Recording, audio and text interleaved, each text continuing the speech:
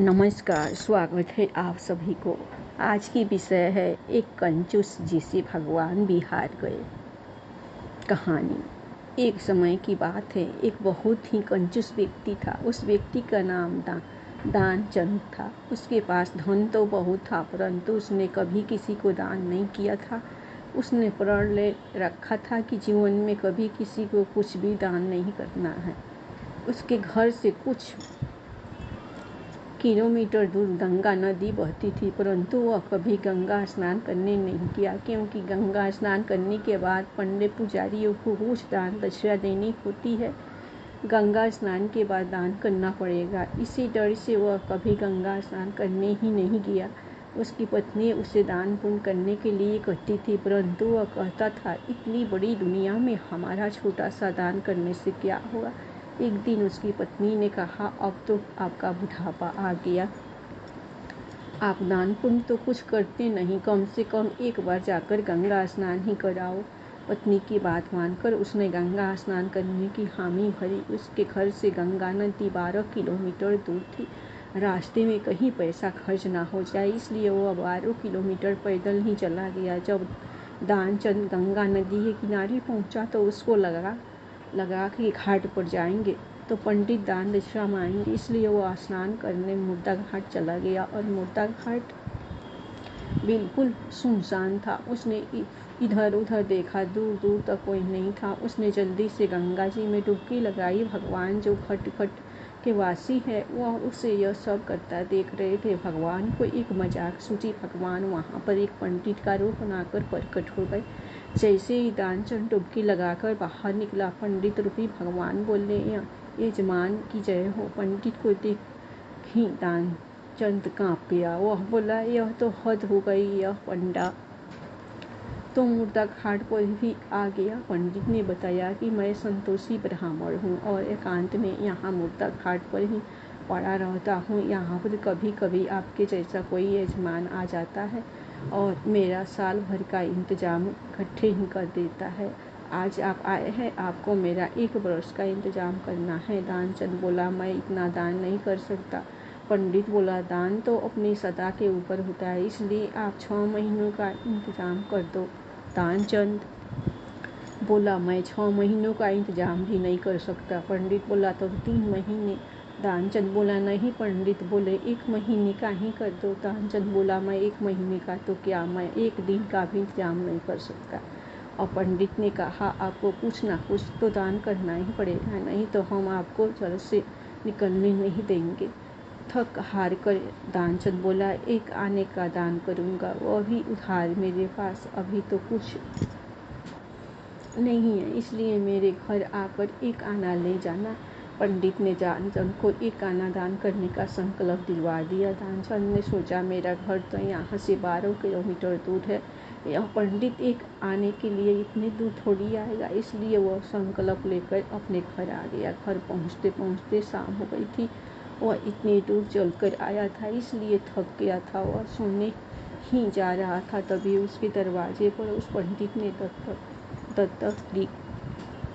पंडित बोले, यजमान की जय हो। दानचंद की पत्नी ने दरवाजा खोला। वह पंडित को देखकर लौटी और दानचंद से पूछा, क्या किसी पंडित को कुछ देने की कहकर आए हो। दानचंद बोला, हाँ, मैंने एक पंडा को 1 आना देने का संकल्प लिया है।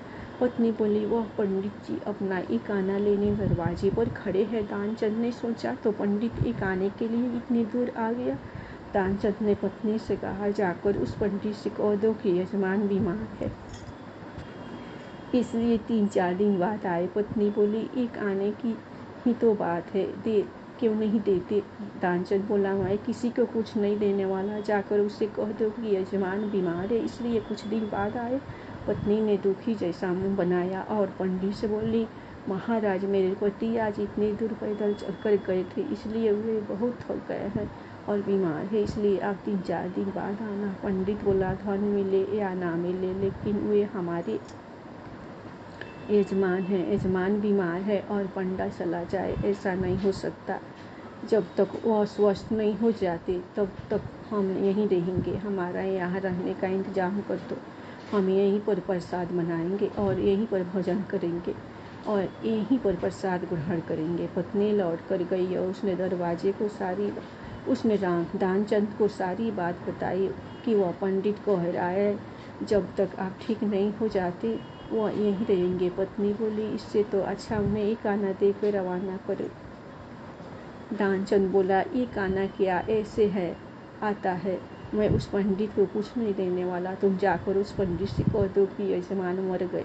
दानचंद को वो का अभ्यास था, इसलिए वह सांस रोक कर पड़ गया। पत्नी गई और उसने रोक कर पंडित से कहा कि वो मर गए, अब तो जाओ।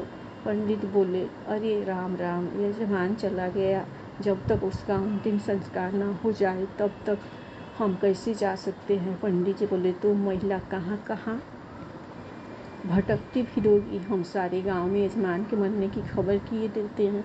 पंडित जी सारे गांव में खबर दे आए कि दानचंद जी मर गए। सारा गांव दानचंद के घर इकट्ठा हो गया, लेकिन दानचंद ऐसा विचित्र आदमी एक गाना बजाने के लिए सांस रोक के पड़ा था। गांव के लोगों ने दानचंद को मुर्दा समझ के बांध लिया। अब उसकी पत्नी सच में रोने लगी और रो कर बोली, यह मरे नहीं है। गाँव वाले बोले, बहन यह तो तुम्हारा मुँह है, जाने वाला तो गया, इसलिए धीरज रखो। पत्नी बोली, अरे किस बात का धीरज रखो, यह मरे ही नहीं। गांव वाले दानचंद को बांधकर अंतिम संस्कार के लिए ले गए। पत्नी बेचारी रोती रह गई, लेकिन वह विचित्र आदमी इतना सब कुछ होने के बाद भी सांसें रोके पड़ा था। सबके साथ पंडित बने, भगवान भी उनके पीछे पीछे चल दिए। भगवान ने सोचा, हद हो गई, हम कहीं नहीं हारे, पर आज तो इस दानचंद से हम भी हार गए। ऐसा गजब का विचित्र आदमी हमने कहीं नहीं देखा। एक गाना बजाने के लिए यह आदमी बिना मरे मरा पड़ा है और चला जा रहा है। जब दानचंद को लकड़ियों पर रख दिया गया, केवल अग्नि लगनी ही शेष थी, तो पंडित रूपी भगवान बोले कि यह हमारे यजमान थे, हम इनकी मुक्ति के लिए इनके कान में कुछ मंत्र बोलेंगे। भगवान उसके कान के पास मुंह लेकर गए और बोले, मैं भगवान विष्णु हूँ, मैं वैकुंठ से तुमसे नाता जोड़ने आया हूँ। दानचंद ने जैसे ही सुना कि भगवान बोल रहे हैं, उसने धीरे धीरे आंखें खोली, लेकिन जैसे ही उसने देखा कि यह तो पंडित है, उसने फिर से आंखें बंद कर ली। भगवान बोले, हम हार गए, हम तुमसे कुछ नहीं लेंगे, तुम ही हमसे कुछ मांग लो। दानचंद धीरे से बोला, वह एक आना छोड़ दो बस। पंडित रूपी भगवान तथा अस्तु कहकर वहाँ से चले गए और दानचंद आंखें खोलकर उठ बैठा। दोस्तों, आपको ये कहानी कैसी लगी कृपया करके ज़रूर बताएं। धन्यवाद। आप लोगों को ये कहानी पसंद आई होगी तो आप लोग कंजूस और भगवान के नाम पर ज़रूर लाइक सब्सक्राइब कीजिएगा।